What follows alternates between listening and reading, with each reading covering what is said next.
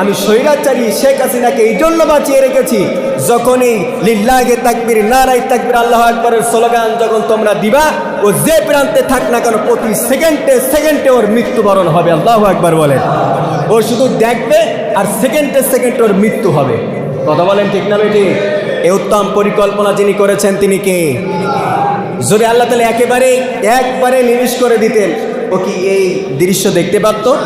চোখের সামনে যখন দেখছে আমার সাজানো সংসার, অবৈধ সংসার, এই সংসার অবৈধ আর নেই, এটা বৈধভাবে আল্লাহর আইন কানুন বিধিবিধান দিয়া, কোরআন দিয়া আজকের সেই সংসার, সেই সাজানো জিনিসগুলো পরিবর্তন করে আল্লাহ তাআলা নির্দেশ অনুযায়ী তারা চালাচ্ছে।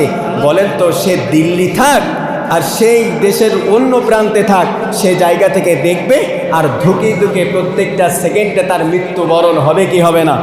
কষ্ট লাগবে কি লাগবে না?